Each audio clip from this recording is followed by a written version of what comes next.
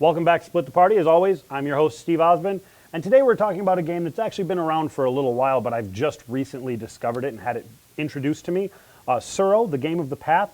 It was created by Tom McMurchie and is put out by Calliope Games.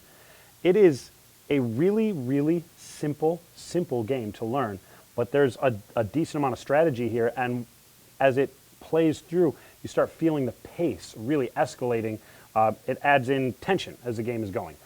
So the way it's played is very simple. Everyone starts out with one of these stones. You can have up to 8 people playing, and you pick one of the hash marks on the board and place your guy in the stone. We'll just say that I started there. On each player's turn, they will have 3 tiles. They'll pick one and play it. And I laid some tiles out here as an example. When you play a tile, you immediately follow that path along there to its end.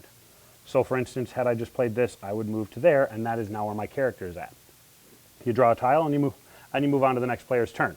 Then you play another tile. Say I put this one here. All right, so now I'm going to follow that path around, and it brings me off, and I go to the edge of the board. That means I'm dead. I'm gone. If you ever end up at the edge of the board, or if you ever cause yourself to collide with another player, you are dead. Also, that player would be dead in that particular example. The goal is just to be the last person standing, or in this case, actually the last dragon standing. So again, it is a very, very simple game to learn. You are simply playing tiles and following lines on the map, but the strategy gets deeper and deeper. You have a number of tiles that are asymmetrical, and then you have some, for instance, this one right here. This tile is one that people like to use to cause problems, because wherever it was that you thought you were trying to send yourself, you're not going there anymore. You're taking a 90-degree turn and going over this way. Also, as you'll notice looking at the tiles, there are 2 spots on each side. So you can be coming in from this direction, and depending on which path is on there, this one, for instance, would send you straight through, while this one would send you at a 90-degree turn. So the game, it plays very simply. But it also, with the depth of strategy, you're constantly thinking on your turn, and you've got to be paying attention to what other people are doing. They can be moving closer and closer to you, and you don't want to make contact with another dragon. So you've got to start trying to move yourself away while also trying not to send yourself off the board. It's a very quick game. I would say probably a half hour if you were playing with just a couple of people. Actually, unlike most games, the more people you play with, the shorter the play length on this one. If you have 8 people and you're all playing tiles, you get this board filled up really fast, and people start getting catapulted off the board. So it's a shortish game. The more people you add to it, the quicker it's going to go. You can see here the art design. I'll show you the art design on the board itself. Is really very attractive. It's a well-made game.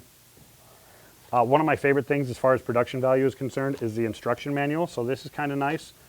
But then it opens up this way, and you have this little sheet of vellum with the name of the game and their tagline on it. And then just a really well-made, single-sided instruction manual. Takes up very little space in there, not a whole lot to learn, because it is a fairly simple game. So like I said, the production quality is really high. All the pieces are nice. It would have been nice, I had said I would like this if they were made out of stone. But that's me being nitpicky. I like stone pieces on boards, but otherwise they're really nice. They've got a good weight to them. They look attractive. There are 8 different colors, and they're all sort of muted tones, which is nice and fits well with the color scheme of the game. It's very inexpensive. It's worth picking up. I think just about everybody should probably pick this one up, because it's something you and your friends are going to have a good time. You're not really going to make anybody mad, because you're not taking active actions against other people to really upset their game a whole lot. More than anything, it's a game of survival. You're just trying to last longer than everybody else. So it's a fairly friendly, competitive game, and I think everybody should give it a shot. But that's about all the time we've got for today. So as always, I'd like to thank our sponsors, Dual Bus Design, Excelsior Games and Comics, and Sound G Entertainment.